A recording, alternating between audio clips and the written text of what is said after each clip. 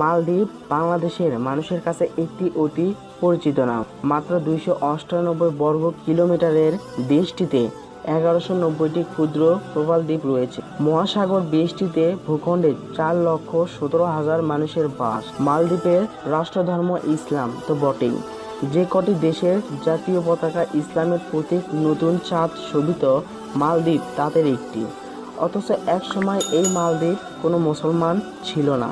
ইতিহাস বলে এক অভূতপূর্ব অলৌকিক এক ঘটনার মধ্য দিয়ে মালদ্বীপের সব মানুষ একযোগে ইসলাম ধর্ম গ্রহণ করেছে। কি ছিল সে আশ্চর্যকর ঘটনা?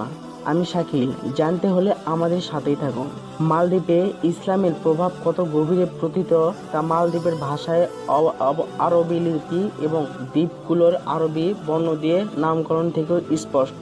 একসময় মালদ্বীপে কোনো মুসলমান ছিল না, তবে সময়টি বহু আগের। 1200 খ্রিস্টাব্দে আবুল বরকাত নামে একজন মরক্কান ভিন্ন মতে পরশের তাবরিজের অধিবাসী ধর্মপ্রচারক মালদ্বীপে আসেন। তার প্রভাবে দ্বীপের সব মানুষ ইসলাম ধর্ম গ্রহণ করেন। প্রখ্যাত মুসলিম পর্যটক ইবনে বতুতা রহমান ছিলেন একজন বিখ্যাত ইতিহাসবিদ। 1183 খ্রিস্টাব্দে তিনি মালদ্বীপ ভ্রমণ করেছিলেন। তিনি তার ভ্রমণ বৃত্তান্তে মালদ্বীপের অলৌকিক আশ্চর্য ঘটনা সম্পর্কে লিখেছেন। তিনি ভ্রমণ করতে করতে মালদ্বীপে পৌঁছালেন। দেখলেন মালদ্বীপের প্রতিটি শহর নগর আজানের মধুময় ধ্বনিতে মুখরিত। মালদ্বীপ ভূমি নামাজের সিজদায় অলৌকিত। এই অবস্থা দেখে ইবনে বতুতা খুবই বিস্মিত, কারণ তার জানা মতে কোনো ইসলাম প্রচারক মালদ্বীপে আসেনি। তাহলে কিভাবে ইসলাম আলো ছড়ালো কিভাবে?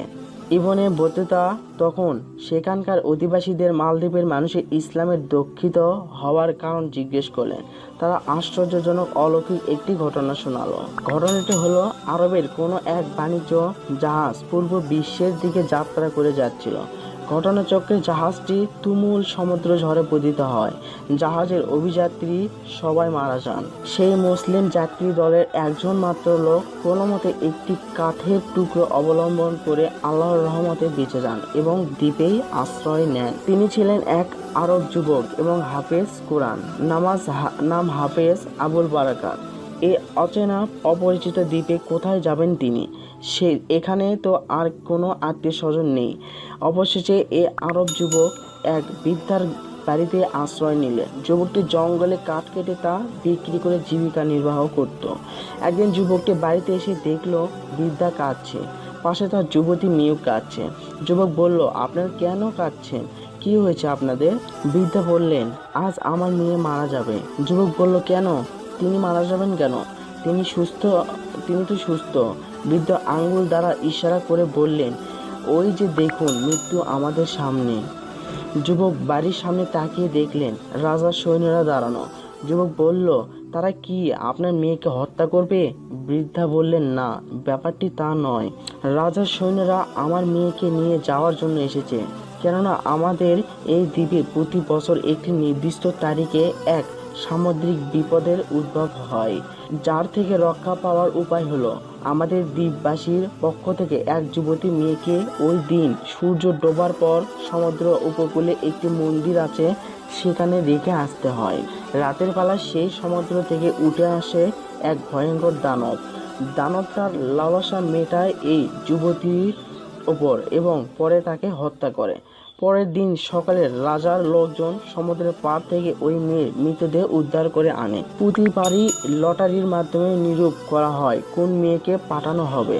এবার লটারিতে আমার মেয়ের নাম উঠেছে, তাই আজ রাতে তাকে সমুদ্র উপকূলে পাঠাতে হবে।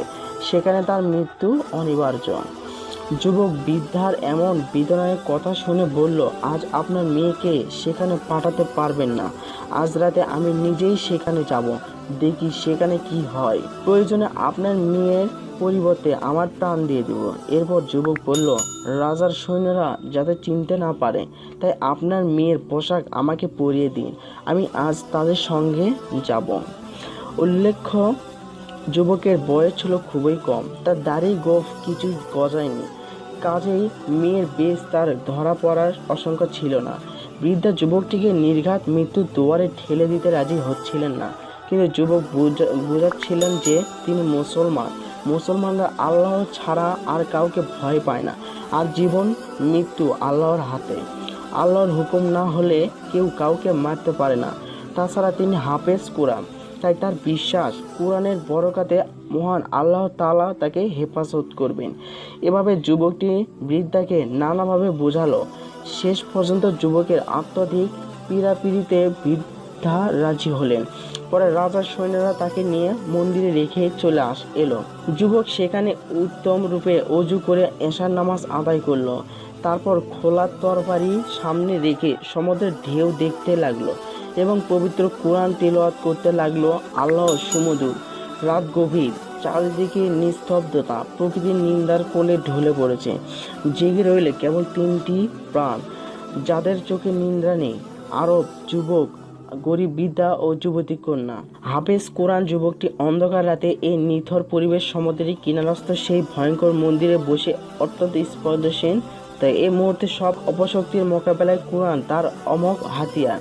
হঠাৎ করে সমুদ্রের দিগন্ত থেকে বিশাল আকৃতির এক ভয়ঙ্কর দৈত্যের উদয় হলো। দৈত্যটি ধীরে ধীরে সমুদ্রের কিনারার দিকে মন্দিরের অভিমুখে আসছে। মন্দিরের কাছাকাছি এসে দৈত্যটি থেমে যায়। যুবক কোরআন তিলাওয়াত করে যাচ্ছিল। কোরআন তিলাওয়াত করার কারণে দৈত্যটির সামনে অগ্রসর হতে পারল না। অবশেষে হার মানল ভয়ঙ্কর দৈত্য। সামান্য সময় অবস্থান করে দৈত্য যে পথে এসেছিল সে পথে ফিরে গেল। দৃশ্যর অন্তরালে মিলিয়ে গেল দৈত্যটি। অনেক লোক মুখে প্রচলিত আছে কোরআন তিলাওয়াতের কারণে দৈত্যটি শরীরে আগুন ধরে সেখানেই শেষ হয়ে গিয়েছিল। সকাল হলে রাজার লোকজন মেয়েটির লাশ নেওয়ার জন্য মন্দিরে আসে। এসেই তারা হতভম্ব। সেখানে কোনো লাশ নেই, কোনো মেয়েও নেই। তার পরিবর্তে এক মুসলিম যুবক রয়েছে। তারা রাজার দরবারে যুবককে নিয়ে এলে যুবকটি রাজার কাছে সব ঘটনা খুলে বলল। রাজা নিশ্চিত হওয়ার জন্য মেয়েকে ডেকে আনলেন। তারা রাজার কাছে ঘটনাটি সত্যায়ন করলেন। যুবকের মুখে সব কথা শুনে রাজা সীমাহীন প্রভাবিত হলেন। রাজা বললেন, হে যুবক, এত বড় বিপদের সামনে তুমি একাকী দাঁড়ালে কিভাবে? যুবক বলল, আমি একা ছিলাম না, আমার সঙ্গে আমার আল্লাহ ছিলেন, আর আমার হাতিয়ার ছিল মহান আল্লাহর পবিত্র আল কোরআন। রাজা জিজ্ঞেস করলেন, তুমি ভয় পাওনি কেন? যুবকটি বললেন, ইসলাম আল্লাহ ছাড়া কাউকে ভয় পায় না। জীবন ও মৃত্যুর মালিক একমাত্র মহান আল্লাহ তাআলা। এরপর রাজা বললেন, আগামী বছর এভাবে একা থাকতে পারবে? যুবক দৃঢ়তার সঙ্গে উত্তর দিল, আল্লাহর হুকুমে একাই যেতে পারবো। তখন রাজা উৎসাহিত হয়ে উঠলেন, যদি তুমি পারো তাহলে আমরা সবাই ইসলামের সততার সামনে আমানত করব। রাজার এই কথা সবাই সমর্থন করল। এরপর পরবর্তী বছর নির্ধারিত তারিখের ঘটনা সবাই প্রত্যক্ষ করলো। যুবক তার সত্যতা প্রমাণ করলো। এই ঘটনার পর থেকে সেই বিপদ মালদ্বীপে আর আসেনি। তখন রাজা ও তার দরবারে সবাই ইসলাম গ্রহণ করেন। অতঃপর সেই রাজ্যর সময় দলে দলে ইসলাম গ্রহণ করতে থাকে। প্রথম দিনেই ৬৫,০০০ লোক ইসলাম হলেন এবং তারা অব্যাহত গতিতে চলতে থাকলো। সুবহানাল্লাহ। সূত্র তারিখে ইবনে বতুতা। আপনাদের কাছে অনুরোধ, ভিডিওটি ভালো লাগলে লাইকে ক্লিক করবেন। এই ভিডিওটি যদি আপনার ভালো লাগে থাকে তাহলে লাইকে ক্লিক করবেন আর কমেন্ট করে আপনার মতামত আমাদেরকে জানাবেন। আপনার মতামতের উপর ভিত্তি করে আমরা পরবর্তী ভিডিও তৈরি করব। ভিডিওটি শেয়ার করে আপনার বন্ধুদের দেখিয়ে দেবেন। অনেক পরিশ্রম আর সময় দিয়ে আপনাদের জন্য ভিডিওগুলি তৈরি করি আমরা। আমাদের চ্যানেল সাবস্ক্রাইব করার পর বেল আইকনে ক্লিক করে দিয়ে আমাদের এই পরিশ্রমের মূল্য দিবেন। আপনাদের কাছে থেকে এই পাওয়াটুকুই আমাদের পরবর্তী কাজের উৎসাহ জাগাবে। এবারের মতো বিদায় নিচ্ছি, ধন্যবাদ।